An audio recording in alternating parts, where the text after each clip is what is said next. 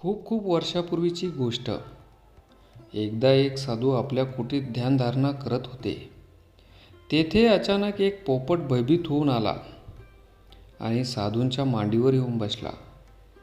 थोड्या वेळाने साधू महाराजांनी डोळे उघडून पाहिले तर मांडीवर पोपट बसलेला. पोपट भीतीने थरथर कापत होता. शिकाऱ्याच्या तावडीतून कसाबसा सुटून तो साधूपर्यंत येऊन पोचला होता. साधूंनी त्याला अभय दिले.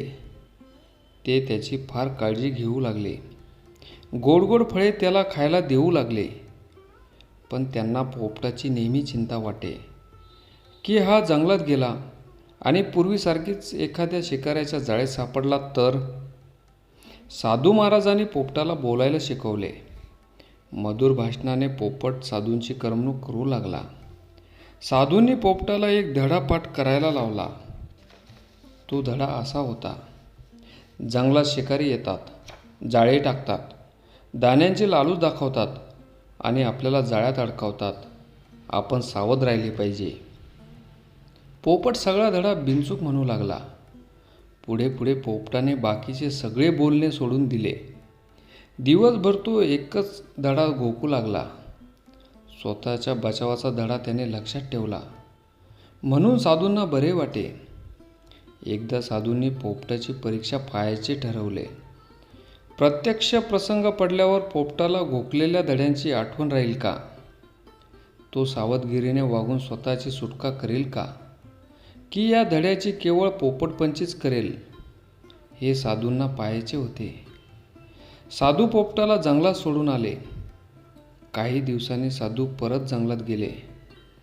हिंडता हिंडता त्यांना तो पोपट दिसला. जंगलात शिकारी येतात, जाळे टाकतात, दाण्याची लालूच दाखवतात आणि आपल्याला जाळ्यात अडकवतात. आपण सावध राहिले पाहिजे. हा पाठ तो घोकत होता. साधूंना हे ऐकून आनंद झाला. पोपटाच धडा पाठ होता. इतकेच नाही तर जंगलातील सगळ्याच पोपटांनी तो धडा पाठ केला होता. एवढ्या साधूंना जंगलात एक शिकारी दिसला.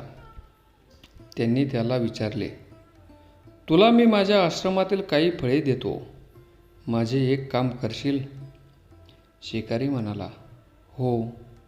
साधूंनी शिकाऱ्याला काही फळे दिली आणि सांगितले, त्या झाडाकडे जा आणि जाळी टाकून बघ. किती पोपट जाळ्यात सापडतात ते. जेवढे सापडतील तेवढे मला दे. शिकारी कबूल झाला. पोपटांच्या दिशेने जाता जाता शिकाऱ्याने पोपटांची घोकंपट्टी ऐकू आली. त्याला आश्चर्य वाटले. मी शिकारी आहे, जाळे टाकणार, दाणे फेकणार आणि त्यांना जाळ्यात पकडणार. हे पोपटांना कसं कळलं? त्यांनी मला कसं ओळखलं? आता हे पोपट आपल्याला जाळ्यात कसे सापडणार? असे वाटून शिकारी साधूंकडे परत गेला. साधू म्हणाले, असा निराश होऊ नकोस. पोपटांची परीक्षा बघण्याकरताच तुला मी पाठवलं होतं. तोंडानं बोलतात त्या शब्दांचा अर्थ त्यांना समजतो का?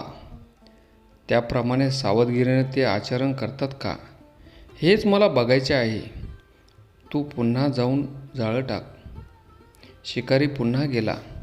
जाळे पसरले, दाणे टाकले आणि बाजूला जाऊन बसला. थोड्या वेळाने जंगलातले पोपट दाणे खायला उतरले आणि जाळ्यात अडकले. त्यात साधूंचा पोपटसुद्धा होता. साधूंना हे पाहून वाईट वाटले. ते पोपटाजवळ गेले आणि म्हणाले, बाबा रे, मी तुला एवढा उपदेश केला, तो तू विसरलास कसा? पोपट म्हणाला, महाराज, मी तुमचा उपदेश विसरलो नाही.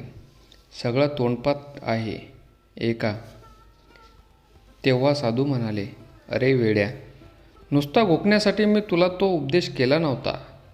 त्याप्रमाणे वागून स्वतःचा जीव तुला वाचवता यावा म्हणून केला होता. हे ऐकून पोपट्याला धड्याचा खरा अर्थ समजला. यापुढे मी नुसती पोपटपंची करणार नाही, अर्थ समजून घेईन व त्याप्रमाणे वागेन, असे त्याने साधूंना वचन दिले.